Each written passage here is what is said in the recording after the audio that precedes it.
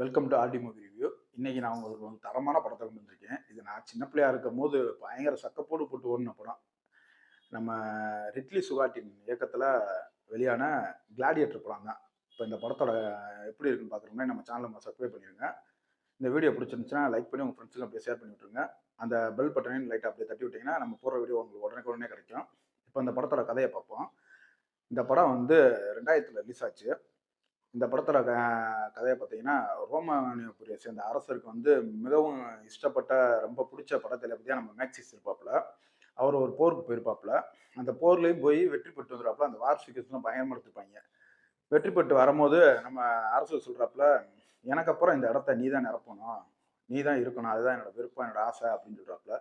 "இல்ல அரசரே, நான் வந்து என்னோட பொண்டாட்டி பிள்ளைகள போய் பார்க்க போணும். அதுக்காக உங்கள்ட்ட கேட்டு பர்மிஷன் வாங்கிட்டு போலான்னு சொல்லி தான் நான் வந்திருக்கேன்." அவர் அப்படி சொல்லிட்டு அங்கேருந்து கிளம்புறாப்புல. கிளம்பி அங்கே போகணுன்ற இந்த வேலையில் இருந்துட்டு இருக்கும்போது, இவர் அரசர் வந்து நம்ம படத்தலைவர்கிட்ட பேசுனது வந்து அவர் மகன் வந்து கண்டுபிடிச்சிறாரு. கண்டுபிடிச்சதோட அவங்க அப்பாவை வந்து கொலை பண்ணிடுறாரு. கொலை பண்ணிட்டு அவர் அந்த இடத்துக்கு போய் அவர் அரசராயிடுறாரு.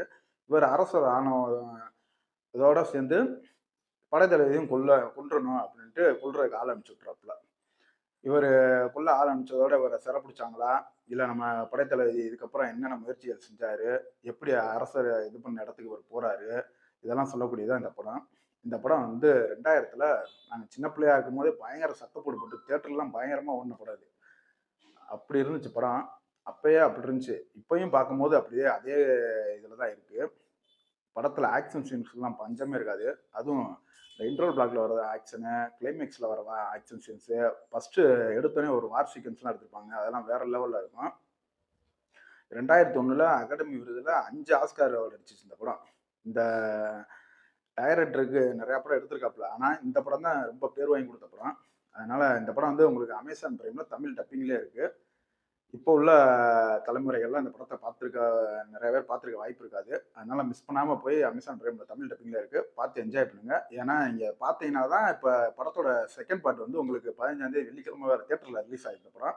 உங்களுக்கு பார்க்கறதுக்கு ஒரு இதா இருக்கும். ஒரு ரீவைண்ட் பண்ணி இருக்கிறது தான் இந்த ரிவ்யூவ போட்டிருக்கேன். மிஸ் பண்ணாம போய் பாருங்க.